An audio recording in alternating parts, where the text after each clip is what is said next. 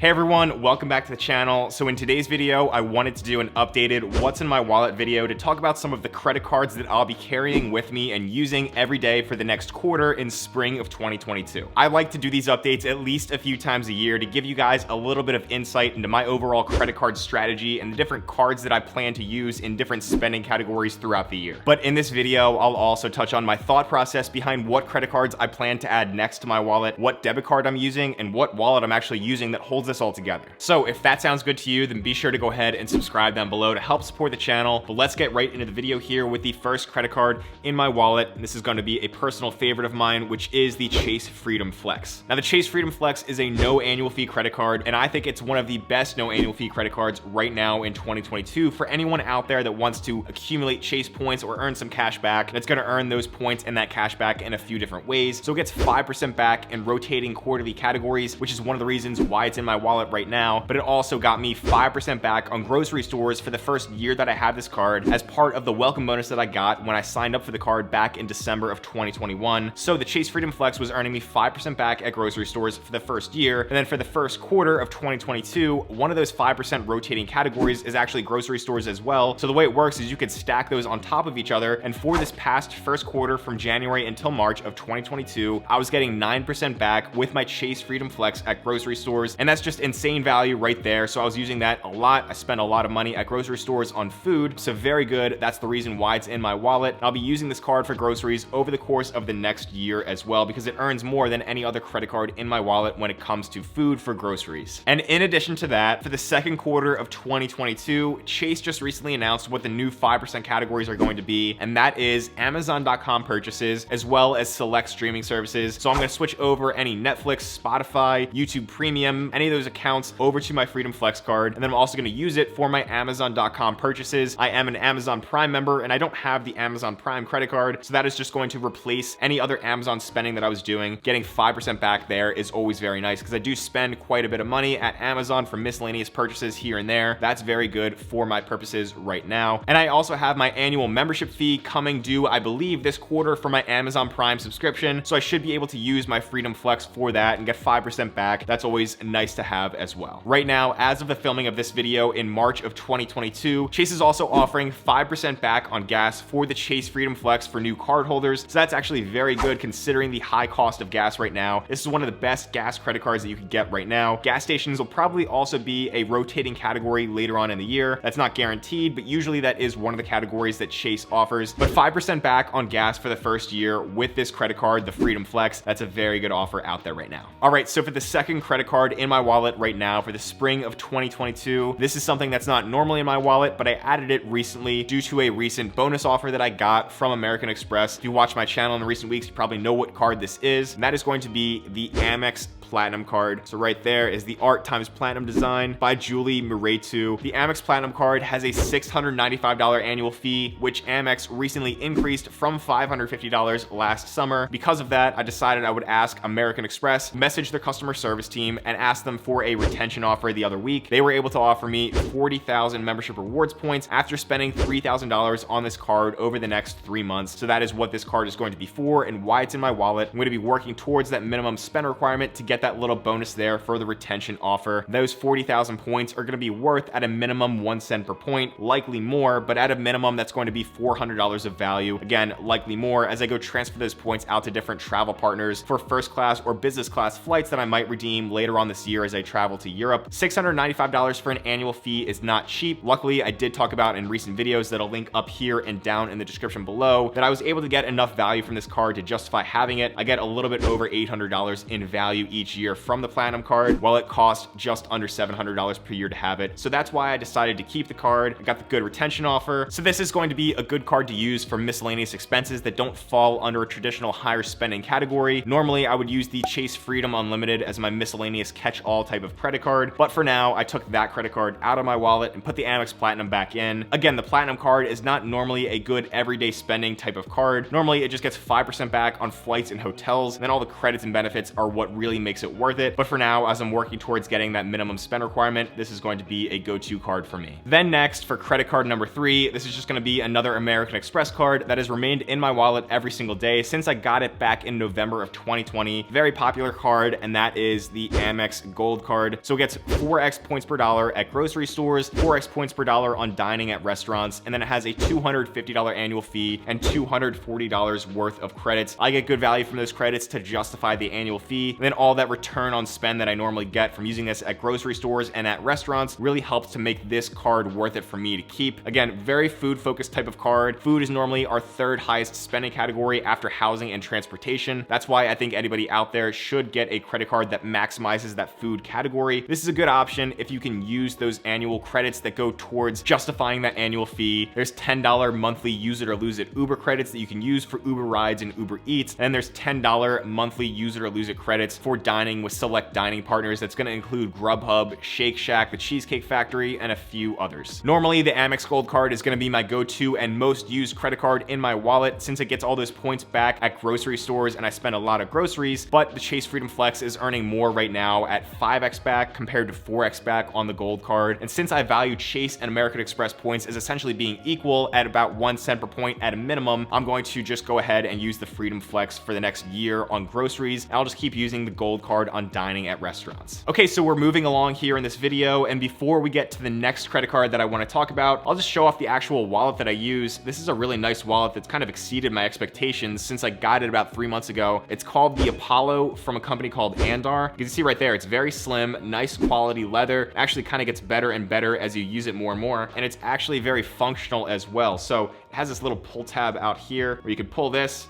store your most used credit card, easy access. I like that about this. Then you store your second most used credit card right here in the front. So right there, I have my Platinum card. You just easily push that up and you get easy access to that there. And then you have that little pull tab right there for your most used credit card. So I have the Freedom Flex in there. And then inside you have a nice little money clip where you can kind of just clip that in, carry some paper cash if you want to. You have a little slot. I won't show it here with my license, but there's a little window where you can put your license behind the cash there, and then 2 more slots where you can hold some additional credit cards down there as well. So I have those other cards stored inside of here. I'll have this wallet linked down in the description below. Again, company called Andar. This is the Apollo version of their wallet, and I think it's a very, very nice one. You can use the code DBRAUN15, which I'll also link down in the description below. You can get 15% off if you want to order this wallet. Really nice wallet.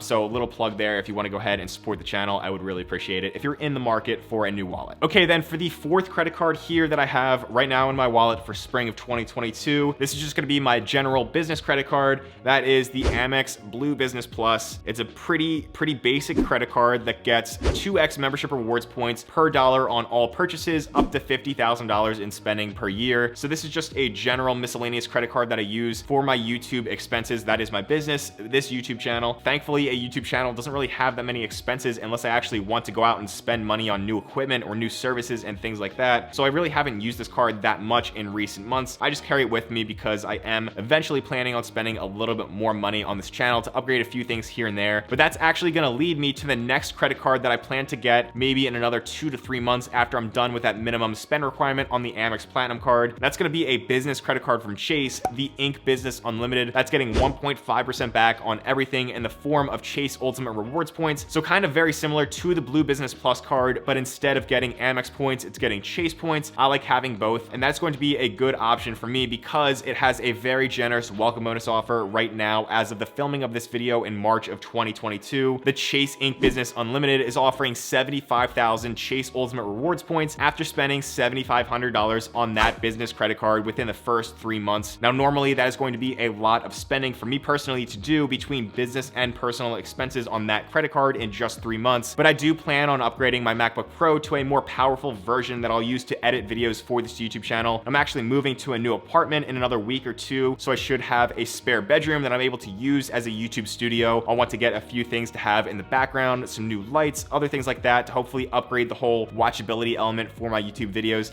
kind of move out of this little living room setup that I got going on right now. So I'm very excited about that. I will have some additional business expenses, so that is the plan right now for the next credit card that I'm going to get in another 2 to 3 months. Then on the personal credit card side of things, after I'm done with that Chase business credit card, I'm looking to get the World of Hyatt Chase credit card because I'm still currently under the Chase 524 rule. Right now I'm at 324. So I'm gonna take advantage of that, get some new Chase credit cards on both the business side and personal side. And I've really enjoyed Hyatt and the World of Hyatt program lately. Been staying at a lot of Hyatt properties. So that is the credit card that I'm gonna go get. You get 30,000 points there. And that's actually pretty good because it can add to my Hyatt points balance. I am able to transfer out Chase points at a 1-to-1 ratio to Hyatt as well. And I'm saying the word Hyatt a lot here, but it's a very good hotel program, great value for your points. So that is going to be the next credit card that I want to get and add. It's going to be a $95 annual fee, but you also get 1 free night stay up to a certain category with that credit card. So overall, I think it's great value there. I'll look out for some good sign-up bonuses as well. My whole thought process as to what credit cards I might get is kind of very, very up in the air. It changes over time depending on what current offers are available. I'm always looking for the best welcome bonuses because that is where you get the most value from credit cards, not from everyday spending. I like to maximize everyday spending, but the welcome bonus is where you get the most value from credit cards. So that is what I'm going to keep my eye on over the next few months before I make another updated What's in My Wallet video in the summer of 2022. All right, and then really quickly before I wrap up this video, I just wanted to show you the debit card that I use. I think this is a very good debit card and checking account overall.